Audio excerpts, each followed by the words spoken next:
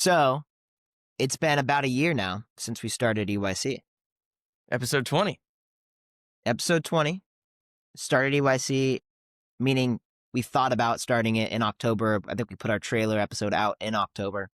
Our first official one wasn't until November 7th, but we're coming up on a year now. I would love to look back at the first episode and see what your hair is like compared to the first episode to today.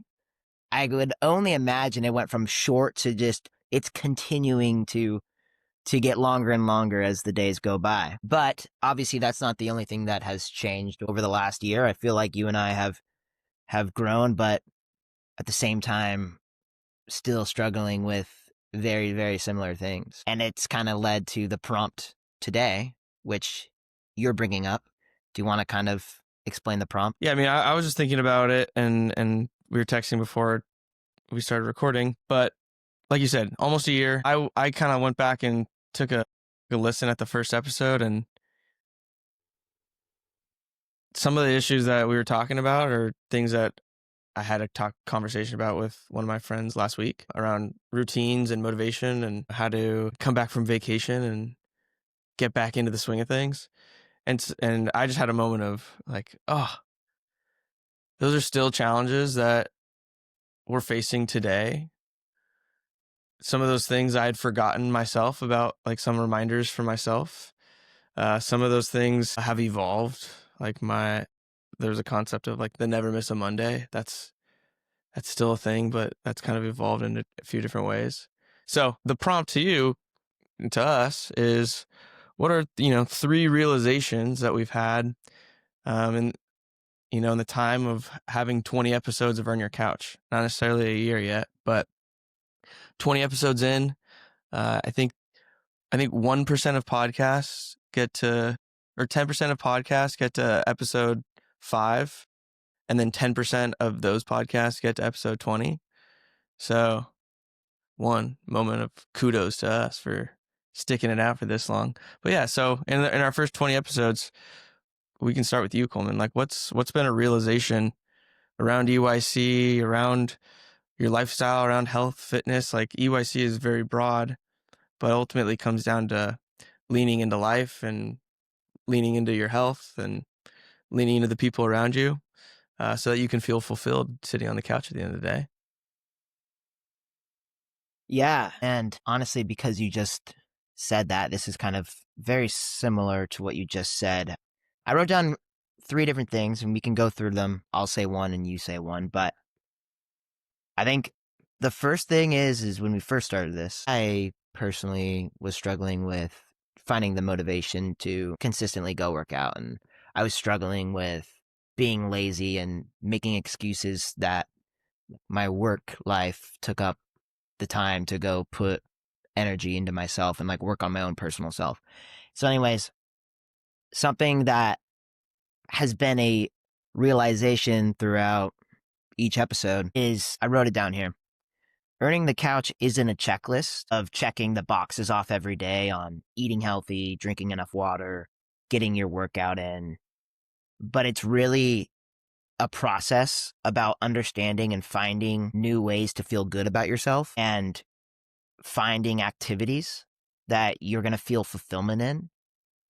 And then reminding yourself that when you have negative thoughts, gratitude about like the people in your life right now and the opportunities that you have right now is a great reminder to feel good about your life. And so it's not, earning the couch isn't, all right, I'm going to go earn my couch by, getting a workout in, but it's the mentality of every single day finding something that gives you fulfillment, that makes you feel good, that gives you a sense of purpose in a way. It's not, I'm going to check all these boxes off every day to feel like I earned my couch, but it's the ongoing process of finding things that you enjoy, and that bring you joy. When you say ongoing process of finding things that bring you joy, Yeah. what do you mean?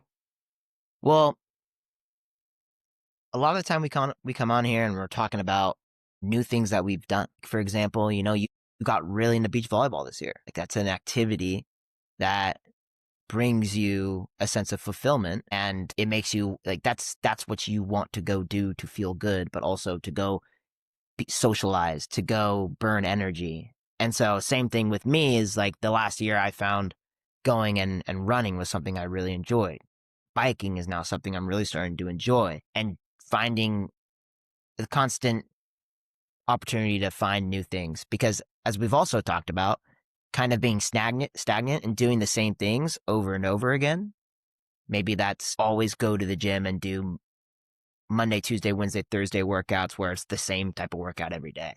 Like that's great for you and all, but also there are times where you feel that sense of like I've just keep doing this. I need something new and fresh. And so that's what it's about. It's not about, oh, Tuesday, I'm going to check off all these things and I'm going to earn it, but it's every week. You're going to find new things that you enjoy. You're going to continue to do the things that you enjoy, but it's the process of finding what brings you that sense of fulfillment in a way.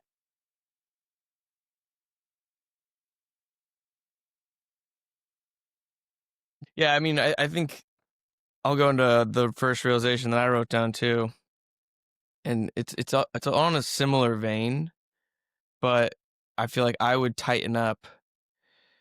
Earn your couch is not the endless pursuit of finding new things that bring joy and bring fulfillment, but it's the understanding that it is an endless kind of process, both health and I think feeling fulfilled. Um, like there's no once I'm healthy, because there is no like, or I guess that there's two, certain situations that does make sense. Like once I'm healthy, I'll start doing this again. But like, there's no like end state. There's no like, once I've worked out every day for, 5 days for 5 years, then I'm healthy and I'm good. Like it is an ongoing, continuous process that when you don't use it, you lose it much quicker than you gain it. I think anyone can relate to that if they've been in a period of time when they were running a lot and then they stopped running for like a month and then they feel like they lose all of. I mean, I go through that every time I restart running. I'm like, what just happened? 3 months ago, I was flying through this. Um, and so it's that endless process of, and then there's no also like no like once I have this, then I'll be happy as well. So I feel like I noticed that, when you're placing a ton of value on a result, then when that result is either not attained or not appreciated, or it's not all everything that you thought it was going to be, then mm, that can be a real downer, and it can be knock you off the horse. But if the value is based on, there's this understanding that it's an endless process, and I'm earning my couch every day. I'm doing the things that fit within my life at this moment, the things that I'm excited about. And that might be something that you've been doing for 10 years, but it's something that makes you feel like you've exerted yourself, you touched the world, you've interacted, you've done something for yourself so that you can show up for others. But I've had a understanding that it is an endless process to kind of stay in that state. That first episode that we released back in November was all about reigniting a routine and like staying, or how do you engineer your environment in order to get back on track after you're away for a weekend. So we're still doing that like every day, Right. right? Like I go on a vacation and I come back and I'm like, okay, like never miss a Monday, do something to move, just get your toes dipped into the water. Like back then, like I used to, my hardest workout of the week was on a Monday, but now I give myself the grace of having my easiest workout, but just doing something. That way we're starting that, we're reigniting or restarting what reality looks like. And so that was one of the realizations that I had was, and it's not that I've never realized that before, but having like a timestamp to 11 months ago talking about this thing of just get in the car. And then last week having that conversation with one of my friends who's on his health and wellness journey, and I was like, "Oh, dude, just one of my favorite sayings is get in the car." But it's not ending. And now I think about it, I've probably been that's been said at some point for the last 4 years or whatever since I ever, like, learned that story. And to realize that, to know that, hey, there's gonna be ebbs and flows, but it's an ongoing process, and you have to fall in love with the process, not with the result, because otherwise you're just gonna fall into a rut that you don't get out of. Yeah, and that kind of brings me to it's just that it's ongoing. Like you're gonna have such good weeks where you feel as if you're not even missing a day and you're just on it in health, sleep, relationships, everything. And then there's gonna be weeks where you are just struggling to try and get something going, like getting that routine back. And I've found the realization is like it's a ongoing battle for me to not put myself down for the days that I'm not productive. And it's really that negativity that lingers those days around in my head of you just had a long day of work and you ended your day at 6 and then you go and eat your dinner and then you're too tired to go work out or you're too tired to go work out before that. And that negativity, like that lingers around, that's actually worse. Having that negativity is actually worse than me not even doing anything that day, like physically active. Because the longer that lingers around for, the more likely I am to just continue to put myself down. And then I never end up giving myself any sort of grace. And so it's like I'm constantly falling behind in a way. I go work out for 3 days and I'm all, yeah, I'm making up for what I had not done 2 days before instead of just being content with, yeah, I can't get to everything every single day, but I'm doing my best, you know? And it's that negativity that lingers that's actually worse for you than not doing anything active because that then stems and creates different pathways in your brain and the things you actually end up doing the rest of the week or the way you show up in front of other people and that's the battle that is never going to go away but it's how you for me it's I'm realizing I need to work on that like every week. It's not going away.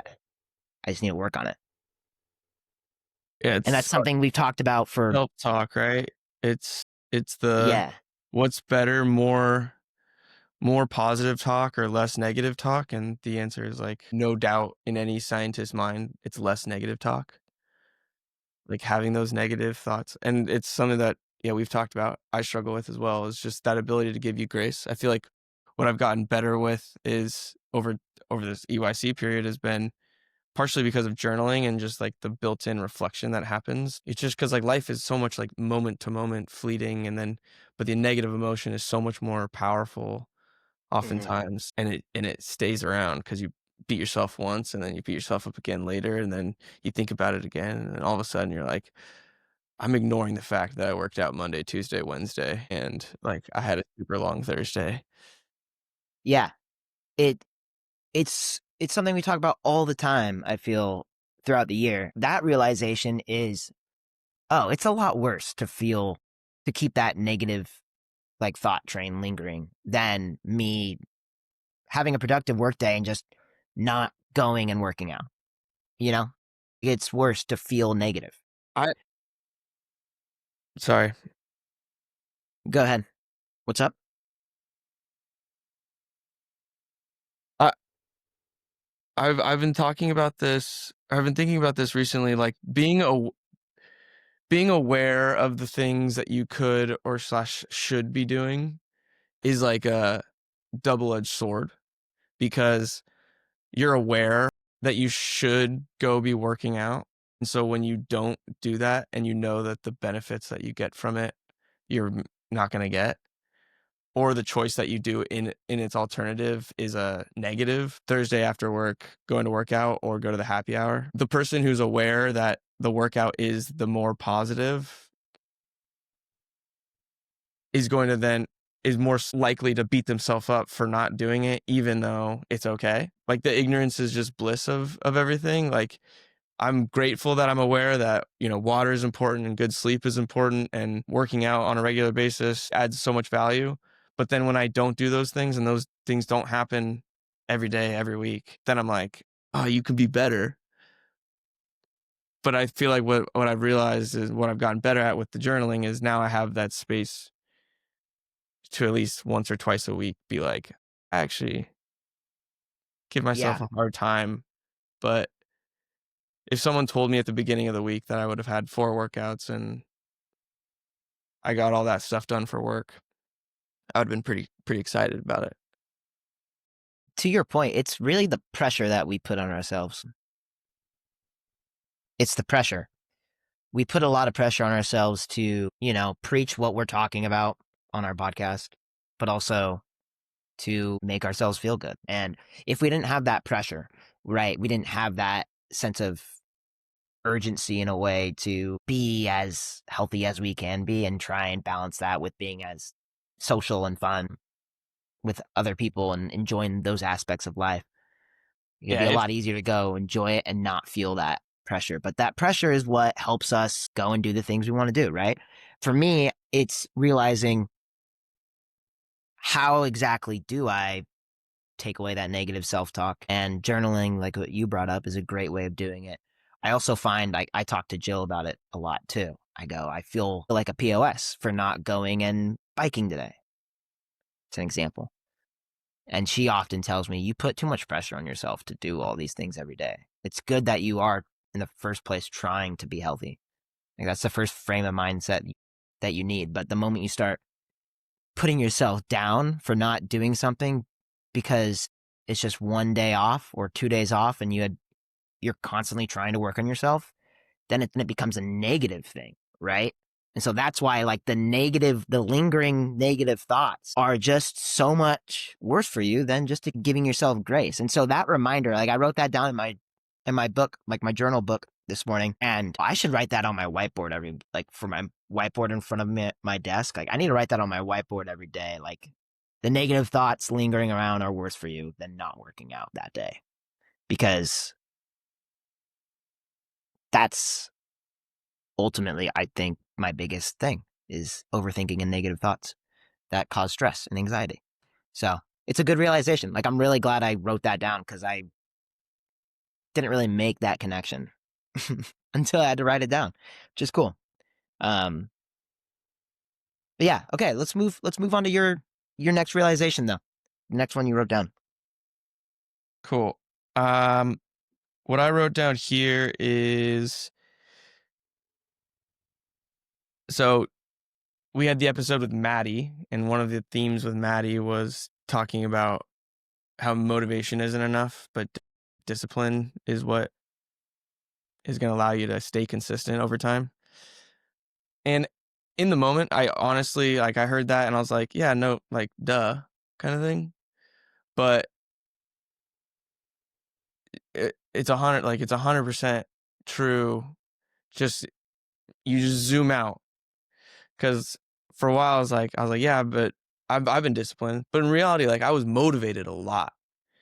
And I didn't have all of the responsibilities and time constraints that you continue to get as you get older. And even a year ago when I was newer in my job, like, I didn't have as many responsibilities. But now where I'm at, like, I have a lot more to handle and more stresses and more things.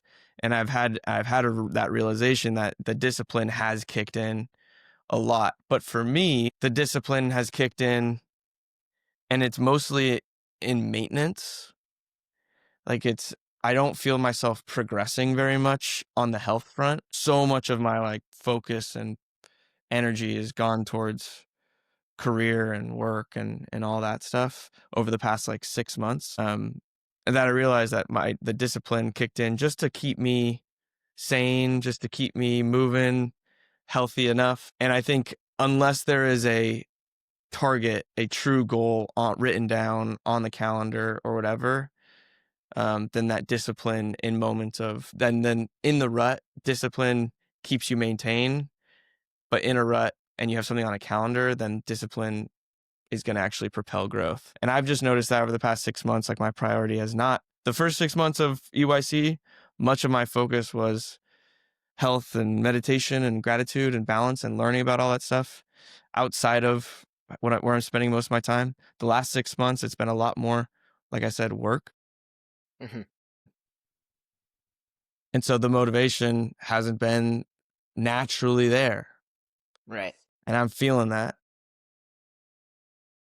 And And is it there's, because, like, the work part of it, is it because of how many more hours you're spending working that you're losing that motivation in a way to go, like, do a really hard workout or meditate for 30 minutes?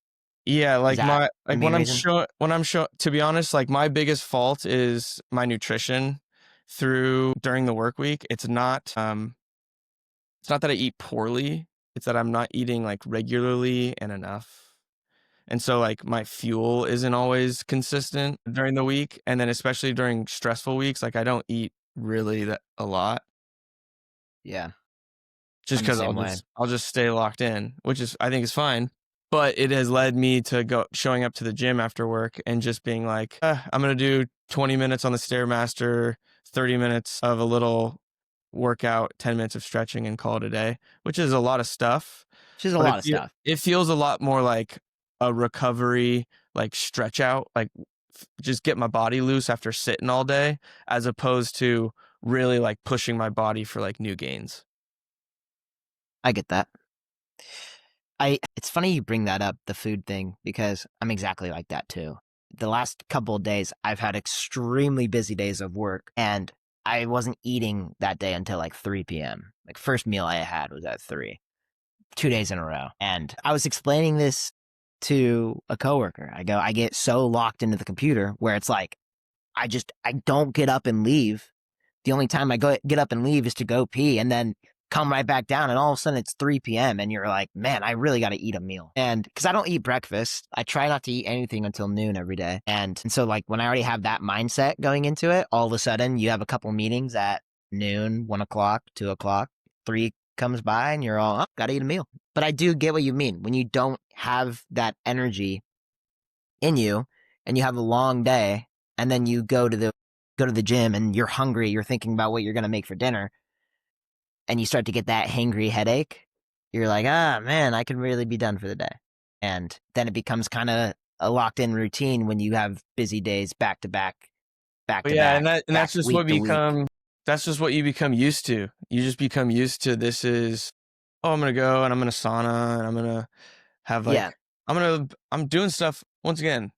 I'm doing things that I know are beneficial, but aren't necessarily the standard that I had held myself to 6 months ago. And what I wrote down specifically was discipline in a rut. Discipline helps maintain, goals help you grow. So I think a learning for me is that, hey, these last 6 months, I haven't had that half marathon on the calendar. I haven't had that Spartan race on the calendar. I haven't had the goal of wanting to hit 300 on bench. Just whatever the arbitrary kind of goal is that like gives you that extra incentive. When that lacks, then it's very easy to go into maintenance mode when your dial is turned down. If that's not what you want and you want to maintain progress and continue to like stay at the top, I know for me, I need to put something on the calendar. I know I've heard a lot of people say, put down a K at the beginning of the year and at the end of the year on your calendar. Mm, that's interesting. Like, when I say beginning of the year and end of the year, I mean like sometime in spring, sometime in fall. Because then what that does is, if it's always on the calendar and it's not like a big, huge commitment, but it's still something, you stay consistent in knowing, like, that's coming up. I need to be prepared for it. Some people say like 10K as well. It's just I'm something. sure it's whatever the distance is that makes sense for you. Yeah. But it makes sense to your point, right? Let me ask you this though. Let me ask you this. Though you might not have had something on the calendar for physical goals like health or physical activity, what about personal slash like professional? Yeah, I mean, like I'm extremely proud of what I've been able to do with work, and like just being new to this role and like completely learning everything over the past year and a half to where I'm at today. Like the last 6 months has been almost like a commitment I made to myself of like, all right, we're a year in, let's lean in. We now have the foundation, we have the groundworks, we have an opportunity, like execute. And I've learned so much and I've grown so much from a career perspective or from like a professional perspective. And so that's where a lot of my like where I feel my 1% better every day is showing up, as opposed to it was for a while in the health and fitness. And what I want to avoid, and what I wrote down and I had a whole session the other day on it, was I feel like a lot of my identity has been swept up with work. And that's naturally happening because I'm leaning into it. I'm traveling for work. I'm getting more involved. So more value, more self-worth is placed upon on that. And I had the realization the other day was that I feel like I'm losing a little bit of those other pieces of me that I like about myself and that make me feel the best version of me. And I think that's something that a lot of people can probably relate to, is losing something that they, knows brings them joy, but they deprioritize it for one reason or another. And you just got to take the same mentality of it's a Monday. And that's what I kind of wrote down for myself was reignite it, like shock the system. Right now your body or your behaviors are very used to something, very cyclical. And so for myself, yesterday I did a Murph. Just Nice. I was gonna go do a sauna stretch Saturday session, and I was like, I feel like such a wuss. And like, let's just do something that I'm gonna hate. Not like to hate just to be mad, but like Do something hard. the thing that I'm really trying to avoid. Yeah, do something hard. I Yeah. think that's something that I've realized as well. That was my last thing. So I'll tee it off and you can wrap it up. Is doing hard things truly it's a habit. And so when you're not doing hard things, it's very hard to do new hard things. When you do hard things regularly and you don't give yourself an excuse, you don't debate with yourself, and you just kind of do the damn thing that you want to do that you know is going to make you feel better. You just got to do it. It has to be. Has to. And it's true. Doing hard things there's something so fulfilling about it, about pushing yourself and knowing that you were able to do that. And there's a reason why a lot of people don't do it, is because it's hard a lot of the time, right? I love that. And it's so very true. We've had guests come on too, and Brandon Morales talk about how he just decided to run 100 miles on a Friday afternoon because he wanted to. Like, that's, even running 10 for most people would be like, that's hard. Well, So, candidly, I think I've gotten into the habit of talking to these people and then comparing myself and being like, why is a 4 mile run? That's not a hard thing. Like, I shouldn't even do that because they're running 100, but you can't do that either. but it's also, that's what, that's what they do. When someone's running that many miles, they're running that many miles all the time. It's doing what you think is hard for yourself. And then as you continue to do those hard things, they get easier over time and you can do more of it. But like my realization, and this is kind of very similar to everything we've been talking about, but it reminds me of like Brandon talked about it, Tyler's talked about it, Ryan has talked about it. A lot of our guests, like every one of our guests has probably talked about it. And it's the day, like, you're truly not going to be the best version of yourself in relationships, in your work, if you don't actually work more on yourself than on the other things. And so the realization is, like, the days that I don't work on my personal self, meaning the days I choose to ignore what I want to do for myself, like the activities that I want to go do or the workouts that I want to do, the days I want to read in the afternoon, the days I don't do that, I tend to feel less productive in my work life. I tend to feel less confident as an individual, and I tend to feel less happy in what I'm doing with work, in my relationships around me. Like, and that's because I'm not choosing to work on myself. And when you do work on yourself, the days I am working on myself, I am so much more amped up and confident to go to work. I'm so much more talkative and communicative in my relationships with my friends, with Jill, with my family.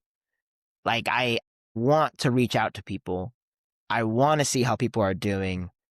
And that's because of me choosing to have a thought of, "Oh, it'd be great to go sit in the sun out at the park and read a book and take the dogs."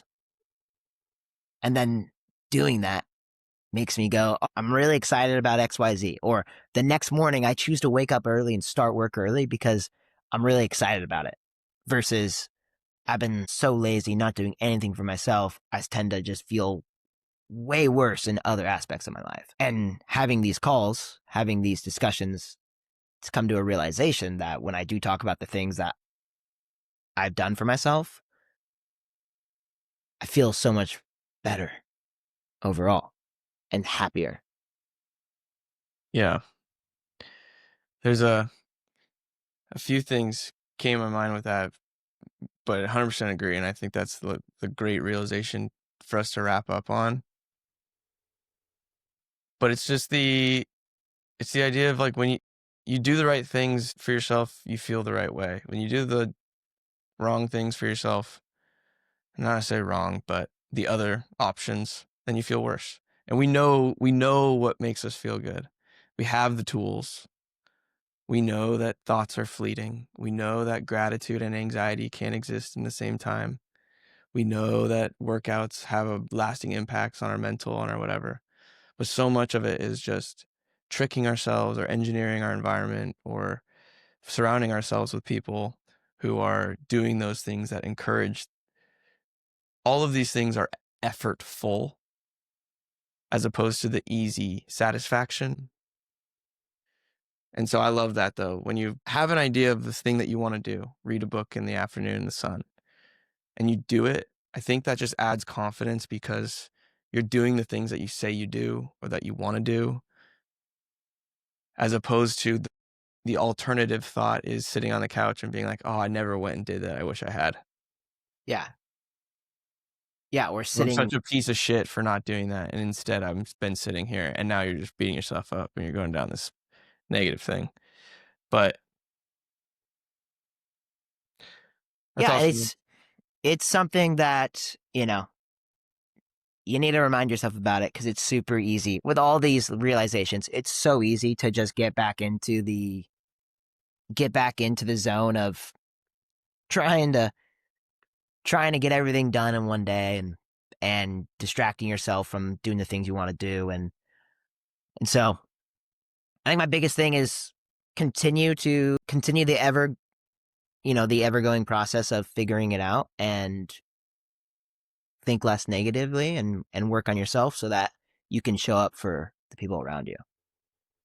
So this is good, man. These were the I love six that. realizations. These were the six realizations of EYC over the last year. And that statistic you said about the podcast earlier about the 10% only get to 5 and the 10% of that 10% only get to 20. I think so. I think it's what I saw. So Well, wherever you saw I it, saw a stat and it was some crazy like that. I thought because I originally thought the stat was like only 10% of podcasts make it to episode 20, and then someone else said it was like no, it's 10% make it to 5, and then 10% of those make it to 20. I was like, if I gotta when we look first that started up. this, when we first started this, how many episodes do you think we would get to if I that thought was even a thought? I thought we would have recorded one, not posted it because we didn't like it, and then never did it again. I think another realization is people aren't going to judge you for the stuff you put out on social media, and if they do judge you for it, it doesn't matter at all. Like what? I mean, look at that. A year of us posting content and being vulnerable, right? And talking about our feelings, like that's stuff we had never really done before. I think it's cool that we've gotten to 20 and that we're not putting a lot of pressure on ourselves to constantly have one out just to have one out, but really trying to create authentic content with each other and share what we're going through. So that's cool. That's episode 20 for you.